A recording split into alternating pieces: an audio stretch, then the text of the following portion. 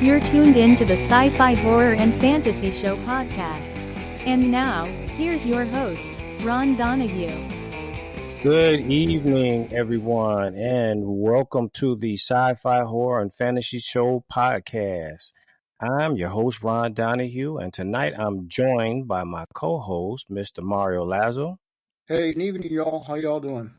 And Mr. Jeff McIntosh. Happy October, everybody. So let me ask you guys, are you all ready for Halloween? You got any plans, decorations? You giving out candy this year? Well, fat guys like candy. So yeah. I'm going to be hitting that candy cauldron, I'm afraid, pretty heavy. In the days to come, so that when the kids come to my house, we'll have a couple of dum-dum suckers, but all the chocolate will be gone. They candy has gotten so expensive now, and I saw last night it was what show was I watching? One of those Inside Edition or something, and some expert buyer of food or whatever. The guy says that this year there's actually a shortage on chocolate. They said that I guess the companies that sit there and grow the cocoa and coconut trees they get the cocoa from, that it's not producing as much. So you're paying as much, if not more, but you're not getting as much chocolate as you are in the candy that we have gotten in previous years. So I guess the other alternative is the other hard candies or sugar, powdered sugar candies or something like that.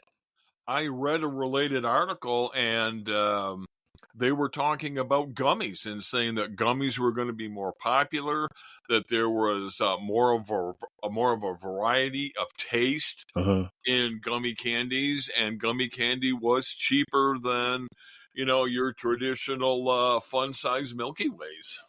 Is that right? In regards to the Halloween,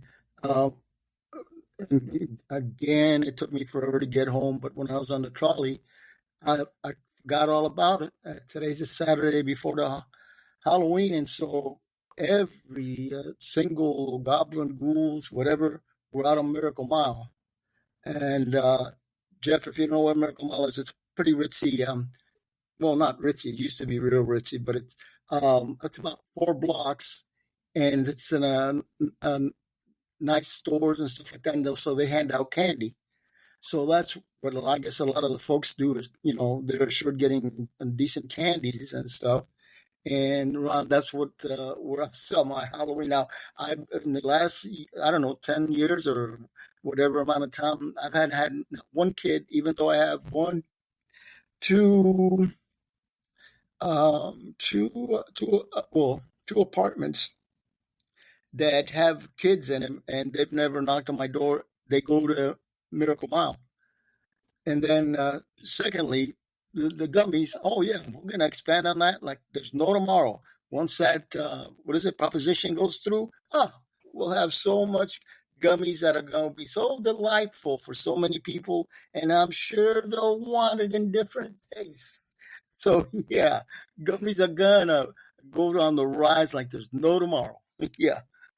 Ron DeSantis is going to make a special proclamation that only households can give out gummies.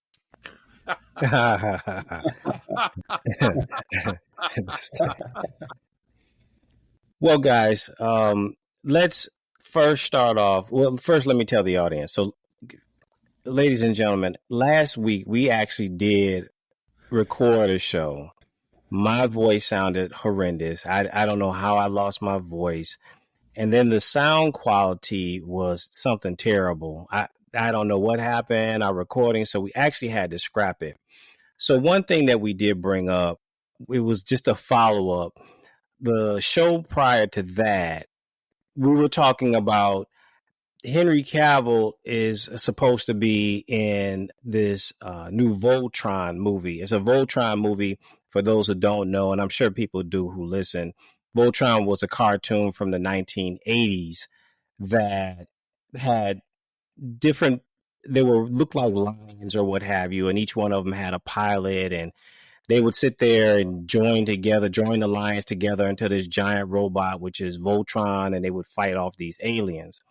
So in doing some research, Mario saw a trailer. He thought it was like a movie trailer, and come to find out, it was just like an AI trailer. It was well done. I mean, it could easily fool anybody, which it did. Mario, it fooled him, and even when I looked at it, I had to take a look and like, wait a minute, hey, this looks. Oh no, wait a minute, because what made it so funny was they had an all-star cast. I mean, Idris Elba. It had I can't even think of everybody right now, but all these different A-listers that for a movie property that most people wouldn't even know about. I mean, their budget alone for all the actors that was in this, the trailer, it would have been $300 million easy just to pay them off, not even talking about everything else that would go into it.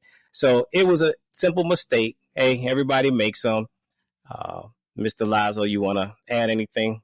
No, yeah, they really took me. They took me to the cleaners on that one. Yeah. It can happen to the best of us, ladies and gentlemen. So anyway, guys, tonight let's start off with there's a rumor going around now that Henry Cavill could be coming to the MCU as a character. So we saw him in Deadpool, the last Deadpool and Wolverine. He had just a brief cameo appearance as a Wolverine from, I guess, some other universe or dimension or what have you. So the rumor is that I guess he's been in talks, or they've been coming to whoever is in the, someone's coming to him and has talked to him about him being a part of the MCU. I think it's a great idea because DC sure really did him like garbage, my personal opinion. They never did a second Superman movie with him, and the other movies that he was in with the Justice League were like, I think they were like trash movies, my personal opinion. But they never gave him a Superman 2. And I just think, I mean, what do you guys think? I mean, do you think it's something that could potentially happen? You think that they could end up bringing him into the MCU? If he's going to be the new James Bond, it's going to be hard. Because the MCU, Mario, with the superheroes. Yeah. No, I understand. But, James Bond has been a figure in the film industry since 1962. And, all the British clamor for, a real good James Bond. And he'll have to think that through. I mean, because, MCU, but how many movies is he afforded in that? And the 007 world, he's afforded, at least 4, if not 5? And can he come up with 4 or 5? Even though the appearances on the movies, like, when you have, the end game and stuff like that, and, you get quite a few folks in there, and they all come out great. But, I mean, it's going to be tough for him to figure out which one he wants. Yeah, we're big MCU fans here, but he's got a much broader appeal with the James Bond. I mean, and they're all kind of disappointed that what's his name, Craig left, and so they want somebody really good to follow through. That's my thought. So the money's got to be real good for him to come over. I don't see. The thing is, I know they had mentioned that years ago when Daniel Craig, when we first learned that he was leaving. But I haven't heard anybody since bring up him playing James Bond. I've heard some other names being mentioned other than him. The last I heard about Henry Cavill being James Bond was probably about the same time when I heard they were talking about even Idris Elba's name had been brought up. So I don't put it like this. I know he has a bunch of projects coming up. He has the Voltron that's coming. They're starting filming for Voltron. I think they're starting sometime in the last quarter of this year for the Voltron. Then the what was the other one he's coming out? Oh, the Highlander movie. And so then, and they never gave the rumor doesn't have a time limit on when they said he was going to be in it. You know, I mean, it could be next year, it could be the year after, but the thing is, he's 41 years old right now. So whatever character I believe that they would have him playing would have to be, I think, a character. We might see him for the first time in a movie, but the character had already been established, had already been around. What are you thinking, Jeff? I mean, do you think that he might actually be signing on to a full-time gig at the MCU? I'd like to think so. I mean, I've seen a lot of his work and pretty much a fan. And, you know, he has got a fantastic upper body build. So I could kind of see him maybe doing like Captain Britain, because Captain Britain was one of my favorite superheroes back in the day, back when he was team leader of Alpha Flight, and he eventually, I believe, passed away because of the side effects of wearing the super suit that he had. But I could see him as playing Captain Britain. And then maybe another character I was thinking about would be the Punisher. If you look at the Punisher comic books, Frank Castle had a really developed upper body. Nothing against Thomas Jane and the Thomas Jane movie, or the Punisher movies that Thomas Jane was in, but he really didn't have that super muscular build. He doesn't look like one of those guys where, you know, he's going to wade into a fight and kick everybody's butt. Now, I'm betting that if Henry was the Punisher, yeah. I'm not sure. You know what, Jeff? I'm not sure about the Punisher because, you know, John Barenthal, that's who they have playing the Punisher right now. He had his own series. I believe it was on Netflix. Yeah. But they're coming out with this new Daredevil. What's it called? Daredevil Reborn. And the Punisher, John Barenthal is in that. So I'm not sure. I think that if they bring him into the MCU, I think it's going to be somebody we haven't already seen. Now, I'm going to tell you, I was thinking about this. I'm going to tell you who I think they might bring him in as. I think they might bring him in as Nova. Because you remember, they have been talking about bringing Nova into the MCU for like years now. And every time there's a con or something and they get Kevin Feige up there, they always ask him, hey, what's going on with Nova? And he always says it. He's coming. He's coming. I think that they're going to get him as Nova. If it is true, the rumor is true, I think they're going to have him as Nova. What about? I think he's kind of aged out for Nova, though, because I mean, Nova was the teenager, young That's adult? the second one. That's the second one. The first character is, let me see. I'm trying to find out now when it was he came out. I can't recall the movie that had 5 superheroes that hadn't been seen before. And I'm trying to recall, but I can't bring it to the light. But one of them was a Captain something or other. Gosh almighty. I don't know if it was a European, kind of like a Captain America. I can't remember the movie. It was, I don't want to say, Shazam, but I think it was maybe another one.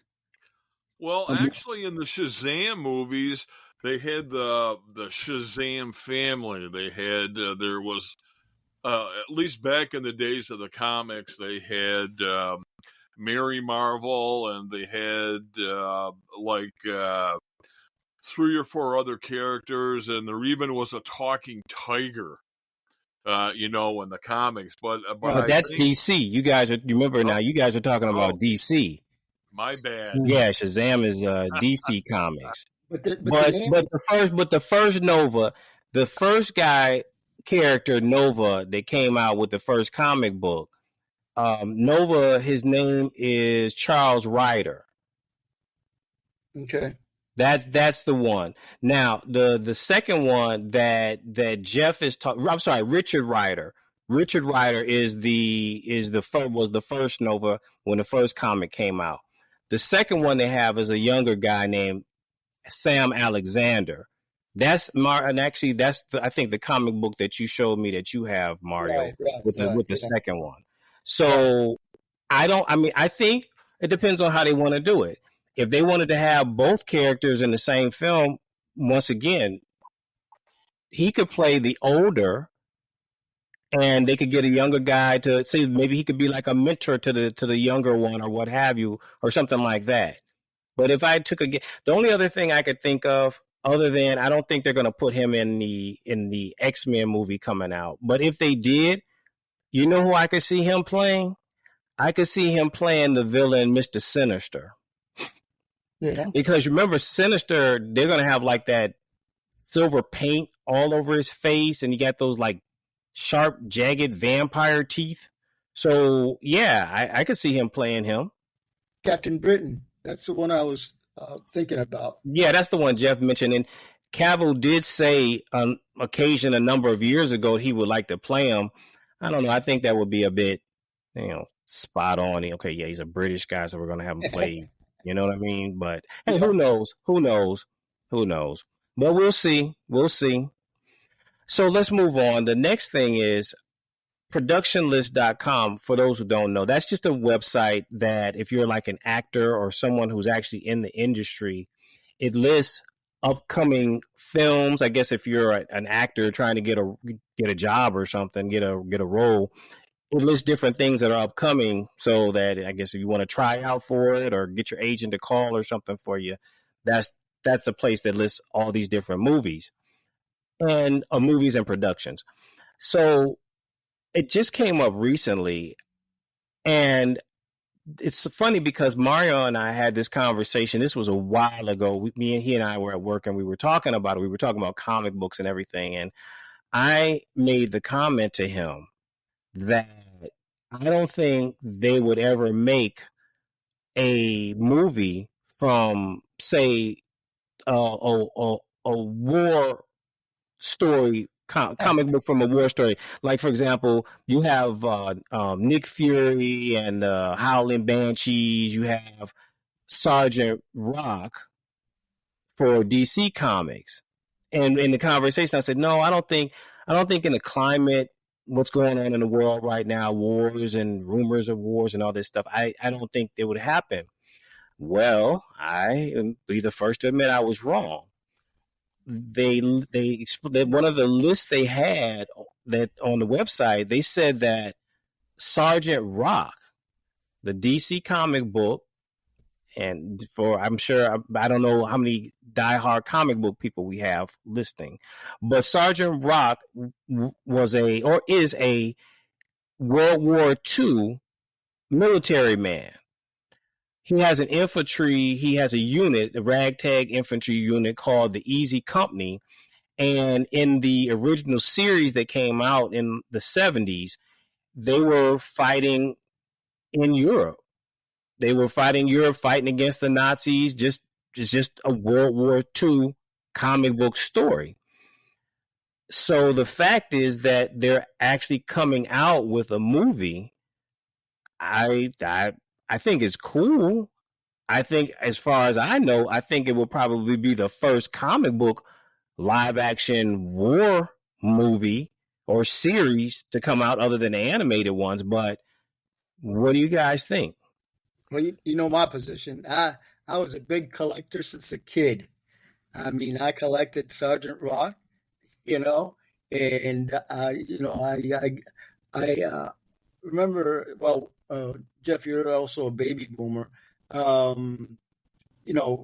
We had still had stuff left over from Korea and World War II, Europe.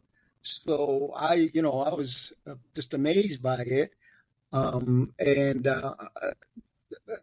let's face it, I grew up watching the Great Escape and Where Eagles Dare and stuff like that. And when I had the chance to walk how many blocks or 3 blocks to that little store, the mom and pop little store with the comics on the rack, I'd look for Sergeant Rock, and that one and a couple others that we've discussed about the same genre. And to me, I was just elated that they're coming out, with that character. I mean, I have all different kinds of I'm sure, grading of a Sergeant Rock. So are they going to come out with one? Boy, now who's going to play Sergeant Rock? That's going to be a pivotal in this movie, because you can only create so much CGI for a World War II movie. Who's going to be carrying it? Marvel, DC? Who's going to be? Is it Marvel? That's DC. DC, okay, well, DC. So they've got to come up with a good action hero, that fills that particular persona. And we talked about it, didn't we? Who could play that or not? Yeah. So before I go to that, what do you think about that, Jeff? What do you think about bringing, this war character, comic book character, to the big screen, or if they make it a TV series? Well, I'm going to be in direct opposition to Mario. I was never a Sergeant Rock fan growing up. I'm aware of the character, so I understand that, but I don't know that there's a market for World War II war stories anymore. I mean, I'm for what it's worth. For what it's worth, I'm an infantry veteran. My time of service was 76, 79. I don't want to watch any war movies. I was a peacetime soldier, but no. And I'm like Mario. I mean, my dad was in World War II, and I grew up with Great Escape and Stalag 17 and all these other war movies, and these days I don't think that there's enough of a history curriculum. I can't get that out there, being taught in schools where you're going to get a younger generation, a younger population, which is where most of the movie money comes from. If you've got some 18-year-old kid who's going, yeah, I want to see a movie about World War II. Yeah, I wanted to do some. I just didn't have time this week. Sorry, folks. But what I wanted to find out was, like, we know right now when we were talking about a couple of weeks ago, I think we were talking about the Fantastic Four, and even now, I only know one person personally has a ton of Fantastic Four books, but it's not it's not really, to this day, not one of the more popular books that's being read. So my question is, I'm wondering how they would even market this. There are some crossovers with the character. There was another comic series that was called The Haunted Tank, and another one they had called Weird War Tales that put like a supernatural element into it. So I don't know if that's what they would try to do. I'm thinking the same thing. I'm really wondering. They have World War II movies and World War I movies that come out to the theater that people will go and see. I'm just trying to figure out, how are you going to market this, knowing that this is not a real story. It's not a real story. It's not based on anything or what have you. It's just it's a comic character with a war story. It would be interesting. I mean, if they can pull it off, it's interesting. And so the conversation Mario mentioned earlier, we were talking about, okay, who do we think could play that role? And the first person that came to mind for me is Daniel Craig. I think he's old enough, because Sergeant Rock in the comics, I don't know his actual age, but I mean, he's an older guy. He's not like in his 20s. I think Daniel Craig could pull it off. He has that kind of rugged military type of look to him. I think he could pull it off. You guys thought any more about it? Do you think any ideas who you think could play him? Who's that? He always plays a bad guys in the movie. He was in The Walking Dead. I think he was the sheriff's partner. That's the guy Barenthal, the same one who plays the Punisher. Yeah, exactly. Yeah, because he looks like I think Sergeant Rock had that kind of nose, and he did have, of course, the upper body.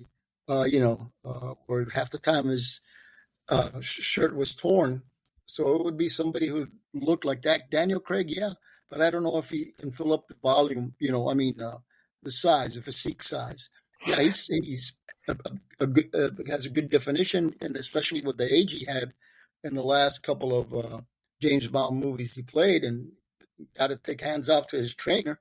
So, but it's got to be somebody that looks kind of gruff, with that kind of bent nose and stuff like that. And I don't recall if he chewed a tobacco or not. But I'm sure they wouldn't put that in there nowadays. I'm sure that's not going to be part of it for sure. Yeah. What about you, Jeff? You thought anything anybody came to mind? I can't think of anybody who I would want to see as Sergeant Rock. Yeah. I mean, me, of course, but I think that being in my late 60s, I'm probably a little. I don't think I can run and jump in foxholes anymore, Ron. I got you. I understand. Well, we've come to the last part of our show, which is the question of the week. And as we've been doing for the month of October, we've had some sort of kind of Halloween-y question, something kind of spooky or what have you for our question of the week. Now, this week, folks, we're actually doing a repeat since last week's episode. Again, like I said, we were unable to do it. So the question of the week this week. You guys scared? That sounds good, right?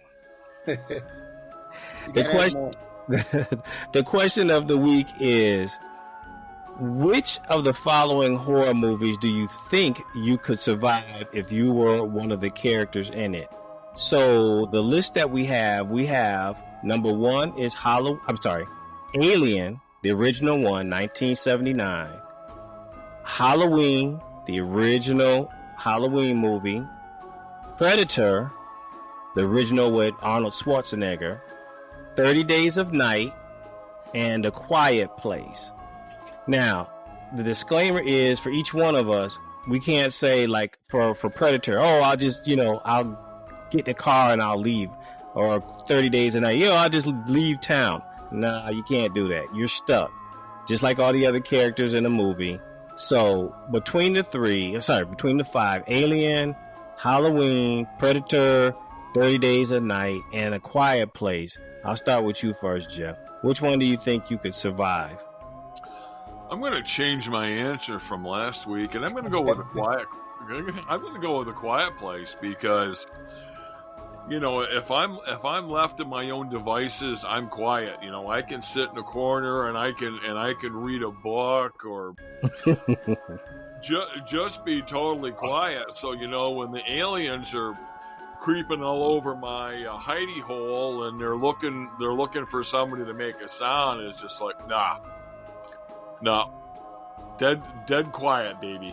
Okay, so what do you say, Mario? Alien, Halloween, Predator, 30 Days of Night, or A Quiet Place?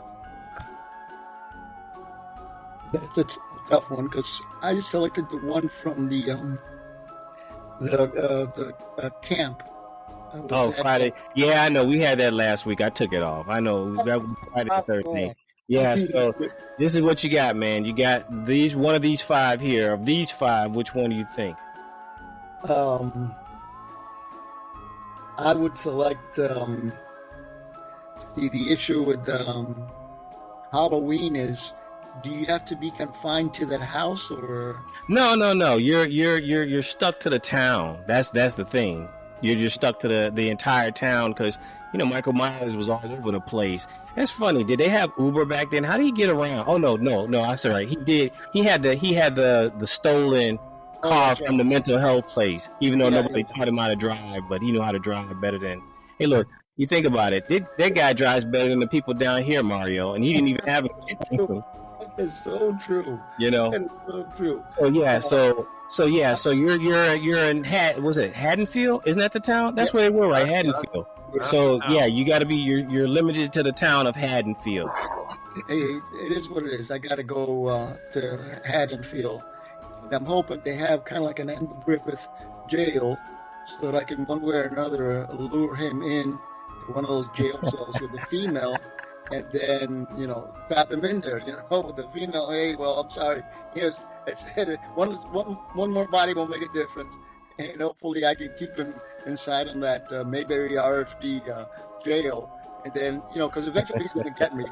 I'm going to try to eat as much good chocolate and stuff like that in town, and because hey, the movie's going to end with me biting the dust.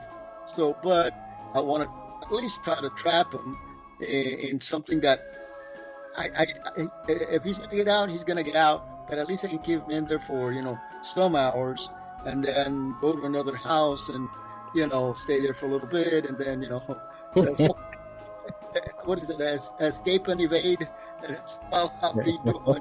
Because he's going to catch up, I'll get tired, hopefully he'll get tired too, because he's somewhat human, isn't he, as I recall? He's almost invincible, man. He's been shot, he's been burned. Yeah, exactly. I mean, how can you defeat that? I mean, unless, you trick him into getting into, what is that, incinerator, but that's not going to happen because the town probably doesn't have an incinerator.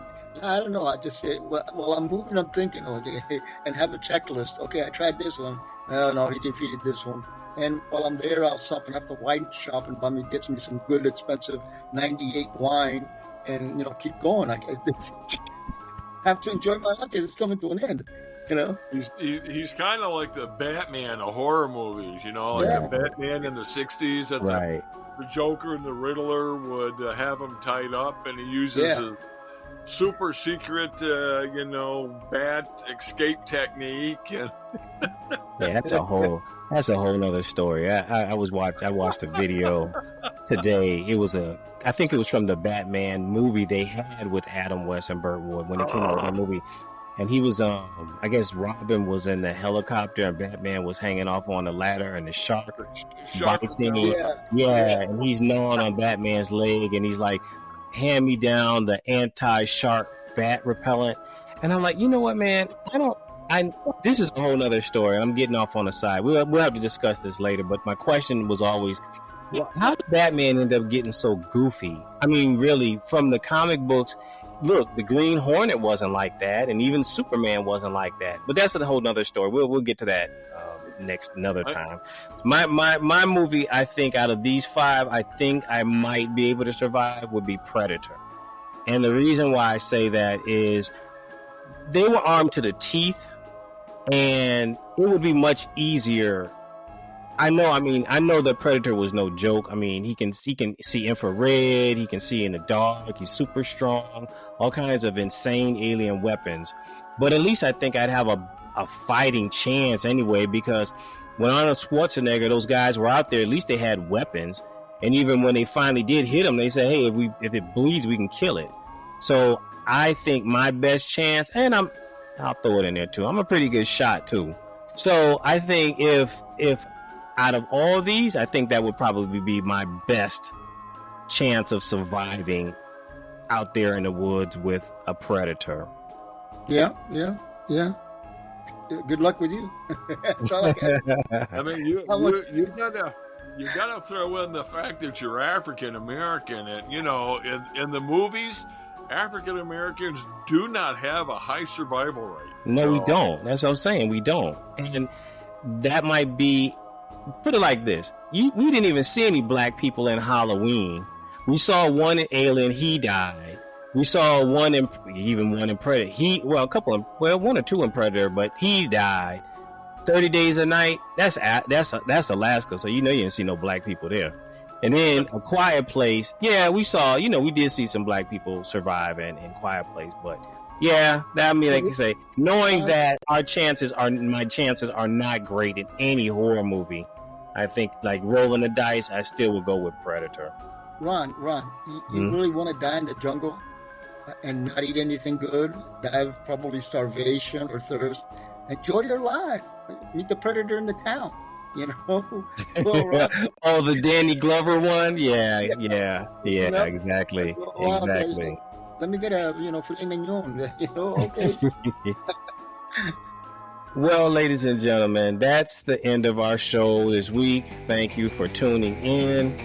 We're going to wish everyone a very safe and happy Halloween. Thank you, Mr. Jeff and Mr. Mario Lazaro. Y'all have a great night tonight, because I know a lot of people will be celebrating Halloween tonight. So enjoy. Any extra candy anybody doesn't want, I'll be happy to take it off your hands. All right. Good night, everybody. Good night.